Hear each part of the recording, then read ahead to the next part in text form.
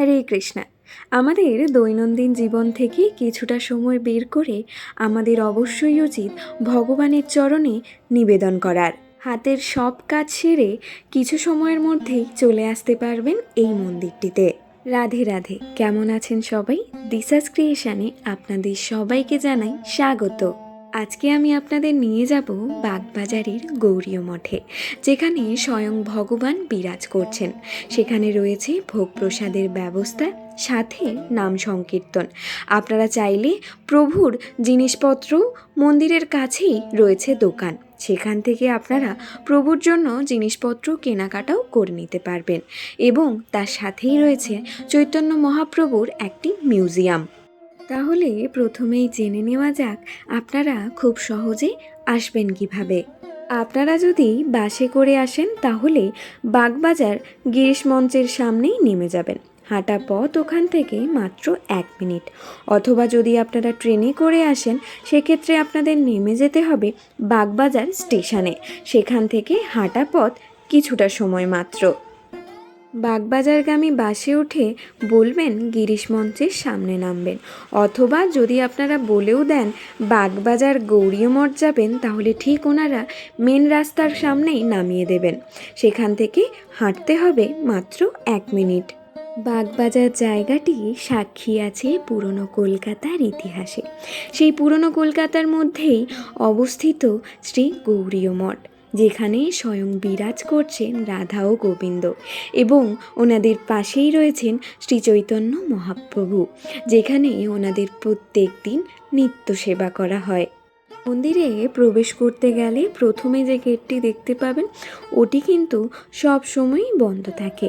ওখান থেকে একটু এগিয়ে আরেকটি গেট রয়েছে, সেখান থেকে আপনারা প্রবেশ করতে পারবেন।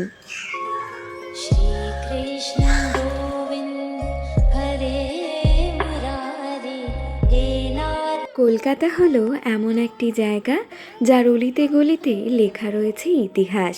সেই ইতিহাসকে সাক্ষী করে দাঁড়িয়ে রয়েছে এই মন্দিরটি। তাহলে চলুন এবার আস্তে আস্তে মন্দিরের ভেতরে প্রবেশ করা যাক।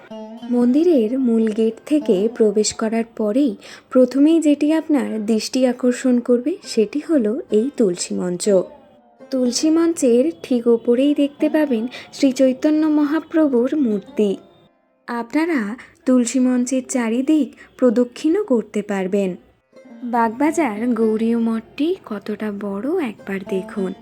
গৌরীয় মঠের ঠিক পাশেই রয়েছে চৈতন্য মহাপ্রভুর মিউজিয়াম। সেই মিউজিয়ামটি কখন খোলা থাকে, কত টাকা টিকিট, সেটি এখানে লেখা রয়েছে।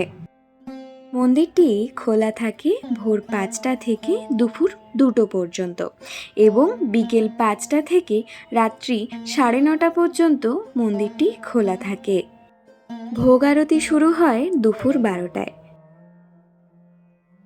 মন্দিরটি খুবই পরিষ্কার এবং পরিচ্ছন্ন, যেখানে এলে আপনাদের মন একদম শান্ত হয়ে যাবে।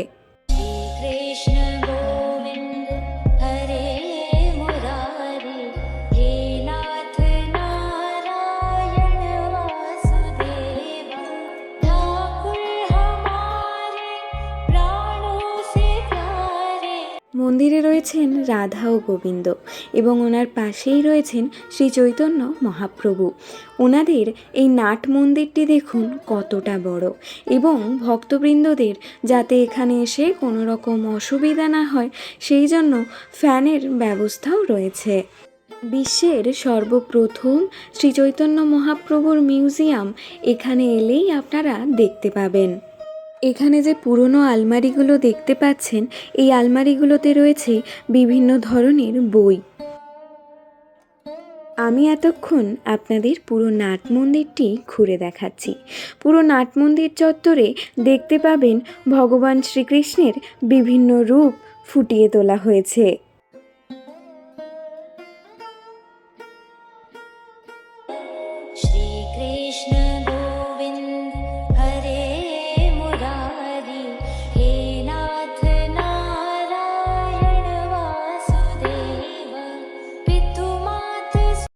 ভগবানের চারিদিক আপনারা প্রদক্ষিণ করতে পারবেন। অবশ্যই আরতি শেষে মন্দিরটি প্রদক্ষিণ করবেন। মন্দিরের চারিদিক প্রদক্ষিণ করলে বলা হয়ে থাকে প্রভু তার ভক্তদের স্বয়ং কৃপা বর্ষণ করেন। আমি আপনাদের পুরো মন্দিরটি আবারও ঘুরে দেখালাম। কত বড় মন্দির চত্বরটি একবার দেখুন। ঘড়িতে বাজে দুপুর 12টা। ভোগারতি শুরু হয়ে গেছে।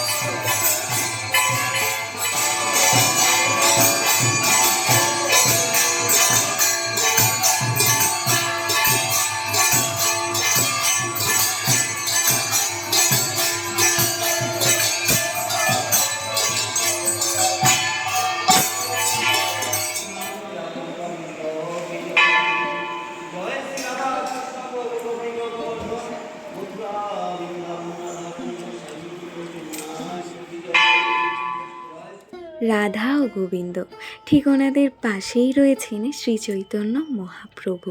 কতটা সুন্দর লাগছে ওনাদেরকে একবার দেখুন। মনের যত জ্বালা, দুঃখ, কষ্ট সমস্ত কিছু ছুটে এসে ওনার কাছে বলুন, উনি সমস্ত কিছু শুনবেন।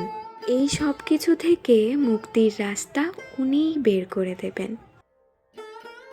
মন্দিরের সাথেই রয়েছে এই দোকানটি, যেখান থেকে আপনারা পুজোর সমস্ত সামগ্রী পেয়ে যাবেন। এমনকি ভোগের কুপনও এখান থেকেই কেটে নিতে পারবেন। ভোগের কুপন মূল্য আছে পার হেড 90 টাকা।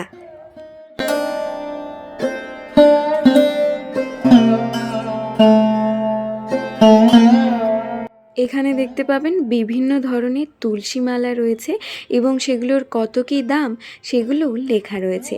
এখানে আপনারা স্বল্প মূল্যে ফিজিওথেরাপি, ইসিজি এই সমস্ত ব্যবস্থা পেয়ে যাবেন, এমনকি হল্টার মনিটরিং, নেবুলাইজেশন ইত্যাদি। মন্দিরের বিগ্রহের মূর্তির ফটো এখানে আপনারা পেয়ে যাবেন। চাইলে আপনারা এখান থেকে কিনেও নিয়ে যেতে পারেন। আমরা কি পেয়েছি, কি পাবো, কি হারালাম এত কিছু না ভেবে ছুটে চলে আসুন ওনার কাছে, এই বাগবাজারের গৌরীয় মঠে, যেখানে এলে আপনারা আপনাদের ভগবানের উপস্থিতি উপলব্ধি করতে পারবেন। এর পরের ভিডিওতে আমি আপনাদের ঘুরিয়ে দেখাবো শ্রী চৈতন্য মহাপ্রভুর মিউজিয়াম। যেহেতু ভিডিওটা একটু বড় হয়ে যাবে, সেই কারণে এর পরের ভিডিওতে আপনারা দেখতে পাবেন। তাহলে চলুন আজকের মতো ভিডিওটা এখানেই শেষ করলাম। দেখা হচ্ছে নতুন আরও একটি ভিডিওতে, নতুন আরও একটি জায়গার সন্ধান নিয়ে। ততক্ষণের জন্য টাটা। ভালো থাকবেন, সুস্থ থাকবেন এবং সাবধানে থাকবেন। যদি ভিডিওতে কোনো কিছু ভালো লেগে থাকে তাহলে অবশ্যই ভিডিওটি শেয়ার করে দেবেন। রাধে রাধে।